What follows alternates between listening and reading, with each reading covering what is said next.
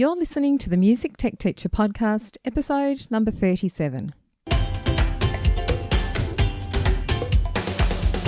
Welcome to the Music Tech Teacher Podcast. Music tech tips, lesson ideas, advice, news, and interviews, especially for music teachers. Brought to you by midnightmusic.com.au. Hello and welcome to another episode of the Music Tech Teacher Podcast. I'm Katie Wardrobe, a music technology education trainer, speaker and consultant from midnightmusic.com.au, where I help music teachers use technology effectively in music education. In this episode, I'm going to share some ideas for using the free interactive music website called Incredibox. I'll be mentioning some links and videos and other resources during the episode, and as usual, you can find all of those on the show notes page for this episode, which is midnightmusic.com.au/37. So I mentioned that today's episode I'll be focusing on the website called Incredibox, and it's a free interactive music website which has been around since 2009. I think that's when it first appeared. I started running workshops and doing what I'm currently doing today in late 2008, and it wasn't very long after I started doing workshops and training music teachers that this website appeared, and it kind of came across my desk as things do, either on Twitter or Facebook. Someone shared a link somewhere, and I thought it was kind of a cool website. Now, if you haven't looked at it before, and I know a lot of you have and are already using it with students, it features some guys, I like to call them dudes, on the screen, and underneath there's a row of icons, and the icons represent different musical loops. They're like loops in a loop library. If you've ever used a program like GarageBand or Mixcraft or any of those programs that have a collection of snippets of sound, it's a little bit like that. So you can drag one of those icons onto one of the dudes and he starts singing or beatboxing.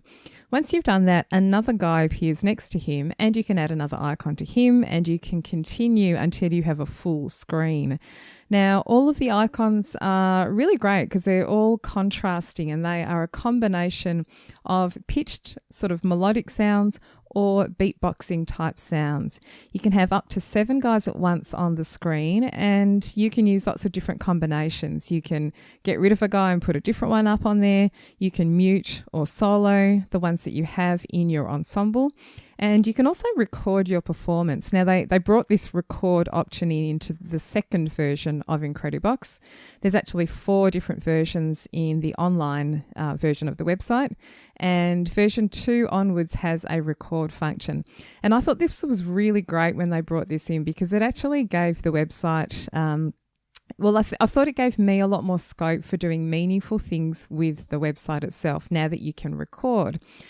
Now, I'm going to play you a little snippet just in case you haven't heard Incredibox. Here's a little snippet of what version 4 sounds like. And you're going to hear some of the beatboxing sounds and then adding in some of the melodic sounds. And it's just a short example.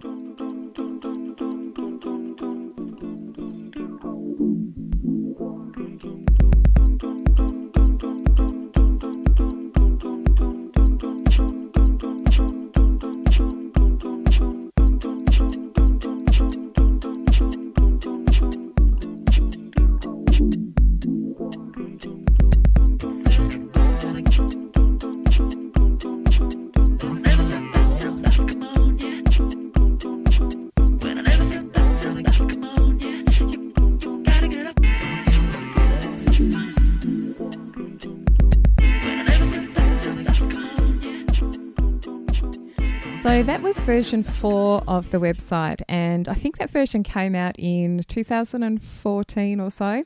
So that's sort of the most recent one in the web version of the Incredibox website. Now, you can also get an iPad version for this, and the iPad app is a paid app, and it's very, very similar. I find it's kind of more easy to play, in inverted commas. You can kind of perform the dudes like a keyboard almost, because you're touching on the screen with your fingers as opposed to using a mouse on the screen when you're using the web version. The iPad app actually has one extra version called Brazil. It's their version 5, And this is actually my favourite one. It's a little bit unfortunate that it's only available on the paid iPad app. I see a lot of comments from Android users and people who don't have iPads generally wishing that they could get access to the Brazil version because it sounds really cool. Here's a little snippet of what that Brazil version sounds like.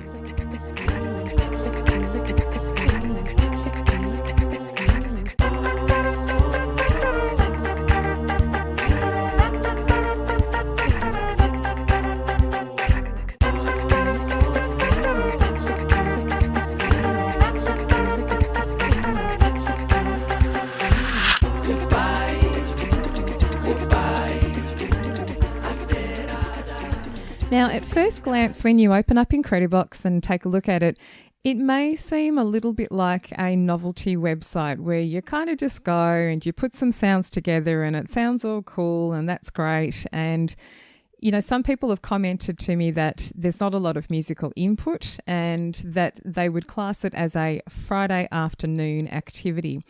Now, I actually want to contest that. I don't think that it's that novelty. I actually think there are lots of substantial ways that you can use it. And yes, students are not composing from scratch, but I wouldn't use it for that particular purpose. I would actually use it to reinforce or teach other specific concepts that you might be doing with your students.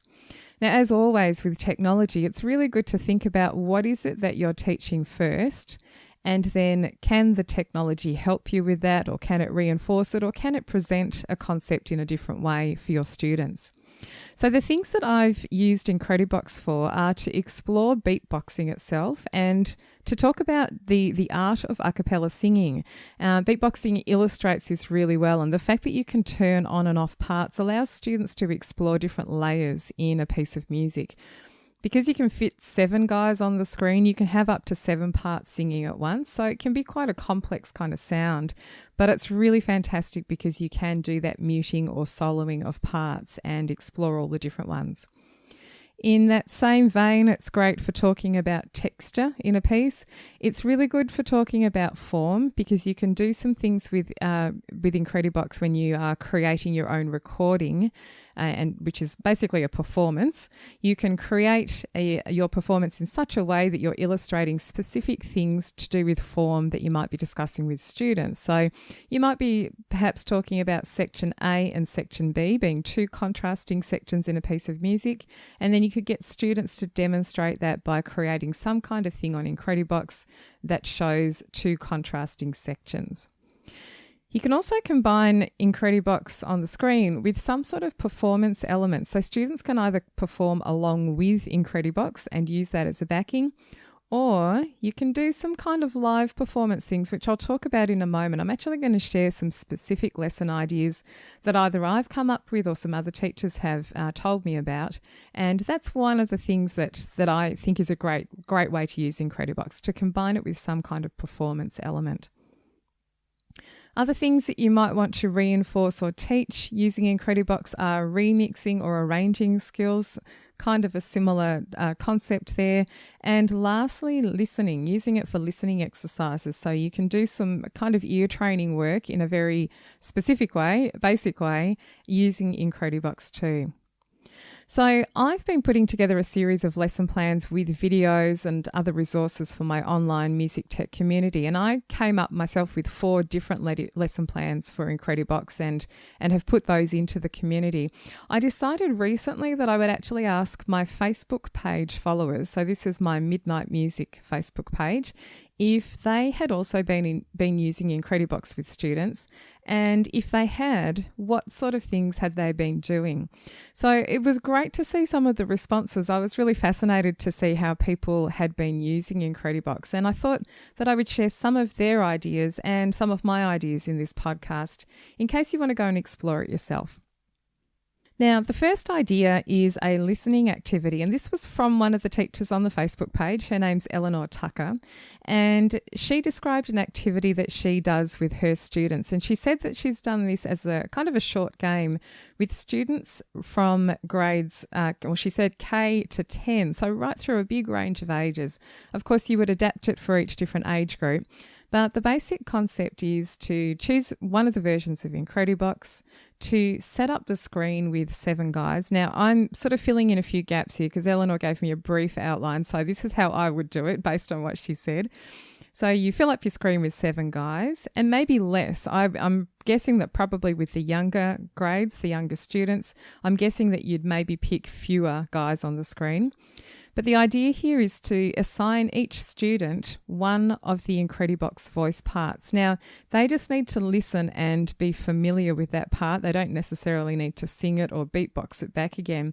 But what she gets them to do is a recognition exercise. So the students turn away from the screen, and then Eleanor randomly turns the Incredibox voices on and off. When students hear their matching Incredibox guy, they have to stand up, and they have to sit back down again when their one is turned off. So I can imagine if I was doing this with a group of students, you would have, at different times, you would have maybe one group of students standing up. A second group might also stand up because you add a second sound in. The first group might sit down, you add a third group in, and so on. So she does it as a short game, as I mentioned before, with her students, and I think that's a great way. It's just like a listening identification game. Now, one of the games that I've suggested to members in my community is called Singer or Beatboxer. And I've suggested that you could play this as a game with students. And basically, as a class, you'd need to do a little bit of groundwork here. So as a class, you might discuss the difference between the different Incredibox guys. Now, some of them have percussive sounds, and some use pitched sounds. So they are singing or they are beatboxing. And you could, as a class, do this as a group together, first of all, choose a few and go through each of them and get everybody to identify, is this one a singer or is it a beatboxer? And is this one a singer or a beatboxer? And just use a few as an example. Then after that, if you've actually got access to multiple devices that students can use, you could send them off into individuals or as small groups. And they could each choose a version of Incredibox, and working by themselves, they could go through and identify all of the sounds in that version and decide whether they are singer or beatboxer. Now, when I was looking through all the versions myself, I actually found that there are a few sounds in some of the versions which are kind of a little bit on the fence. They are percussive, but occasionally they have a slightly melodic aspect to it as well. So I don't think that's a bad thing. I think this could open up discussion. You could actually, discuss as a class, would everybody agree that this is more of a percussive sound or more of a melodic sound? So great as a discussion starter there. Now, if you are a member of the Midnight Music community already, there's a walkthrough video for this activity, plus a downloadable activity sheet that you can print out and use with your students. It's like kind of like a game card so that they can sit down and there's a picture of each of the versions and then they can identify which ones are singers and which ones are beatboxers on that sheet. Now, one of the teachers on the Facebook page actually commented. Her name's Stephanie Perham. I don't know if I'm saying that right. Sorry, Stephanie. And she said she's actually done this activity with her class. She said the students loved it and that it was amazing how many of them came to understand the difference between beatboxing and singing. So I was really happy to hear that that was a successful lesson that she had tried out. Now, the next suggestion is to do like a real-life performance version of Incredibox. And one of the teachers on Facebook, whose Facebook name is I'm going to say it wrong, I knew that. Violinoquist Roz. It looks like ventriloquist, but it is violinoquist. Mentioned that they do a real-life performance version of Incredibox with her grade 5 students. And she gets them to invent an ostinato using their voice. Then they get to dress up and sit in a row of chairs. And then another student acts kind of like in a conductor role. So they come along and they tap one of the students that are sitting down on the shoulder. That student stands up and they sing or say their ostinato until they're tapped again, which means they have to stop. And she mentioned that this gave students the opportunity to compose and understand how their ostinato fitted in with the others that were happening at the same time. And she says, of course, they had a very good understanding of Incredibox before we started. So good to lay that groundwork first of all and then go into this performance activity. So I think that was a great way to sort of do that practical side of performing along with what's going on in the Incredibox website. Now, another teacher on Facebook, Margaret Mary Opstalton, hopefully I've said that correctly as well, she does a thing with her grade 4 students and allows them to explore Incredibox, and then they create a track on Incredibox with some dance steps in mind. Now, what they do then is record and download their Incredibox track that they've created, and they then create a dance sequence to perform to. Now, this is a great way, again, to use Incredibox with a performance element involved as well. The downloading part of Incredibox, you can only do that on the web version. So if you've got iPads, it's not something you can do actually within the iPad app, but you can definitely do it on the website where put something together, record it, and then at the end you can download it. So you basically download like an MP3 version, and it's a really great thing to do and quite easy. This episode of the Music Tech Teacher podcast is brought to you by the Midnight Music Community. The Midnight Music Community is an online space for music teachers who'd like help using technology in their music lessons. There are online courses, video tutorials, lesson plans, music tech news, and professional development certificates are provided for any training that you undertake. I'm inside the community every day, personally answering members' questions and sharing tips and ideas. The best thing is that you get to connect with hundreds of other music teachers just like you and share your own experiences and occasional music tech frustrations. For more information and a special joining price just for the listeners of this podcast, visit midnightmusic.com.au/podcast offer. That's midnightmusic.com.au/podcast offer. Now, another one that I've done is to use Incredibox as a springboard for learning how to beatbox. In my community, I've put together the lesson plans and tutorial videos for this one where I suggest that you do some beatboxing sounds with students. So actually teach them how to make basic beatboxing sounds, particularly for the kick drum, the snare drum, and the hi-hat. And there are some fantastic tutorial videos on YouTube by a few beatboxers who do this really, really well, much better than I would do it myself because I'm not a great beatboxer. I can make some basic sounds and it's okay. But basically you could show students these other videos, get them to learn how to make these basic sounds, and then go to Incredibox. And one part of the activity could actually be to get students to identify which of the Incredibox guys makes a bass drum sound or a kick drum sound, which one makes a snare sound, and which one makes a hi-hat sound. Now, a couple of the versions of Incredibox have these really clearly. Not all of them do, and I ended up sort of going through all of them and identifying which version was the best for this exercise, and there's actually a couple of them. But basically, if you choose the right guys, you can find the one which is like the kick drum and the snare drum and the hi-hat, and then get the students to actually imitate them. So you could put, say, the kick drum guy up on the screen, get the students to imitate that and say or speak or beatbox along with the guy on the screen.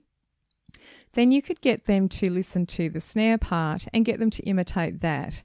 Eventually, I would probably split the group into two and get one part doing the kick drum sound and the other group doing the snare drum sound, and alternate for a little while, but then when they're confident and secure, you could get them to do those at the same time. So they're doing two independently rhythmic parts.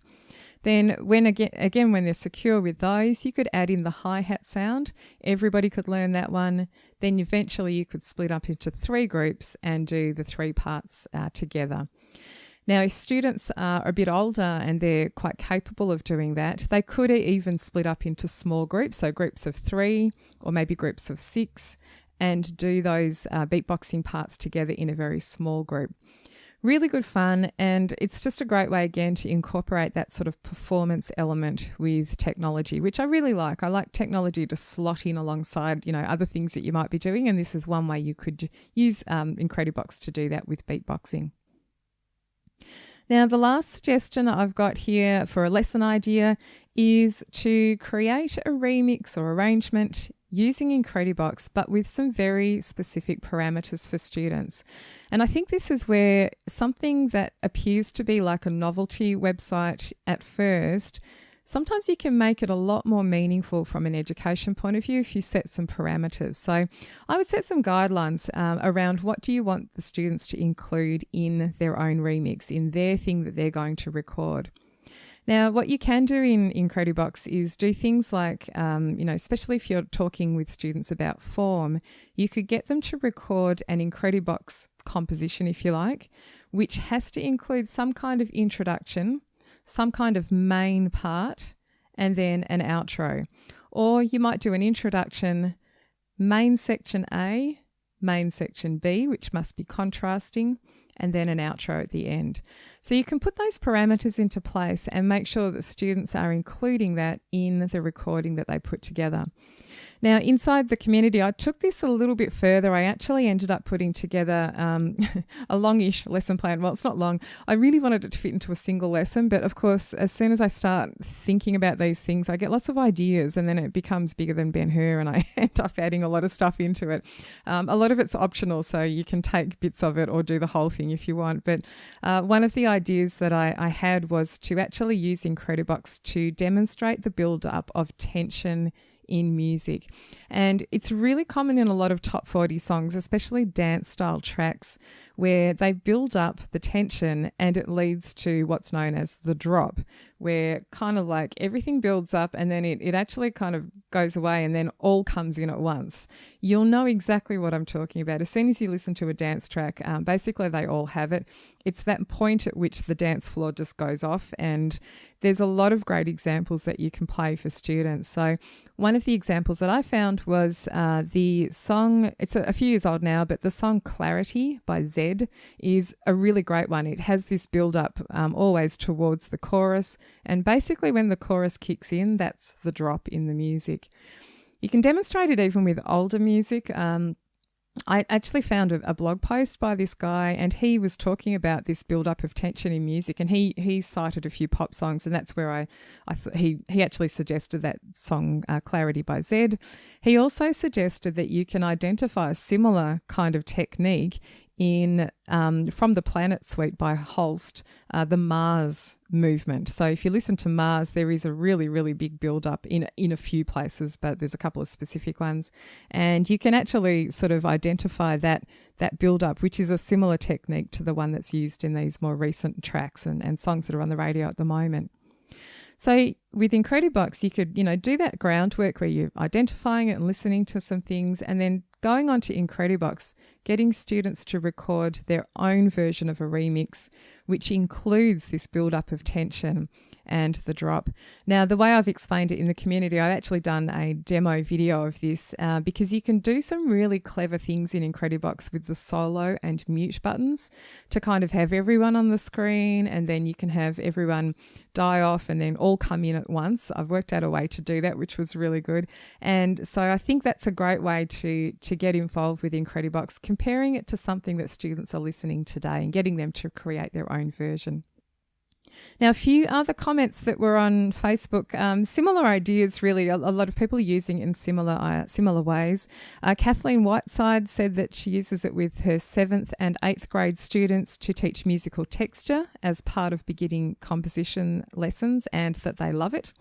Robin Wyndham does another activity that I've actually suggested in the past as well, great minds think alike, which is to create a rap and then use Incredibox to create a backing track to go with your rap. That works really well. The only limitation with Incredibox is that you're locked into a single tempo. So you need to make sure that students devise a rap that works with the tempo that Incredibox is at, which is, it varies from version to version, but most are around 120 beats per minute and a couple are a bit slower, 100 beats per minute or so.